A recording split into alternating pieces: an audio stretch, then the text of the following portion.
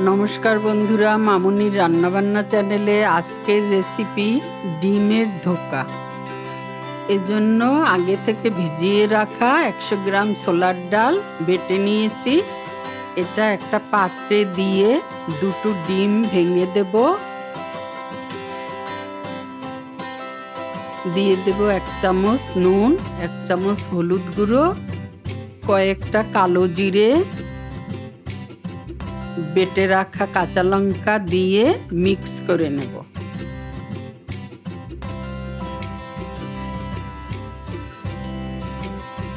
এখানে আমি একটা ফ্রাই প্যান গরম হতে দিয়ে তাতে সর্ষের তেল দিয়ে দেব। তেল গরম হলে আমি মিশ্রণটা দিয়ে হাত দিয়ে সমান করে দেব।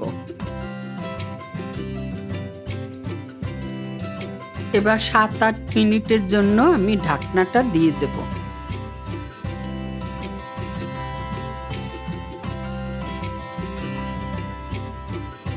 উল্টিয়ে আর এক পিঠ ভেজে নেব।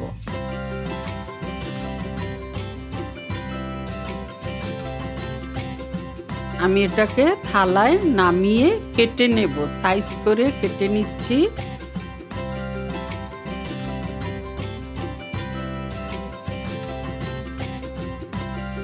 এখন আমি গ্যাসে একটা কড়াই গরম দিলাম, তাতে দিয়ে দিলাম সর্ষের তেল, কেটে রাখা আলু, নুন, হলুদ দিয়ে ভালো করে ভেজে তুলে নিলাম।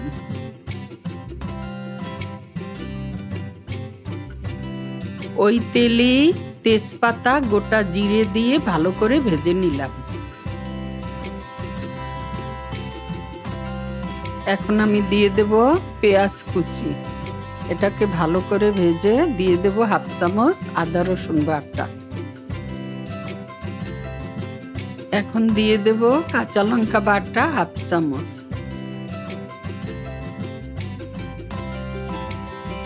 এখানে আমি টমেটো পেস্ট দিয়ে ভালো করে কষিয়ে নেব।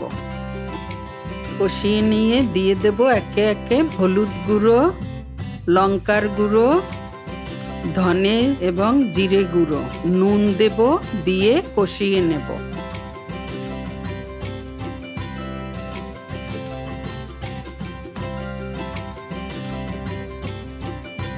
এখানে আমি আলুটা সিদ্ধ হওয়ার জন্য জল দিয়ে দিচ্ছি এবং সাথে দিয়ে দিচ্ছি ভেজে রাখা আলু ও কাঁচা লঙ্কা দিয়ে এটাকে ভালো করে কষিয়ে নেব। এখন দিয়ে দেব ঝোলের জন্য পরিমাণ মতো জল। এখন আমি 10 মিনিটের জন্য ঢাকনাটা দিয়ে দেব। এবার ঢাকনা তুলে গরম মশলা দিয়ে ধোকাগুলো দিয়ে দেব।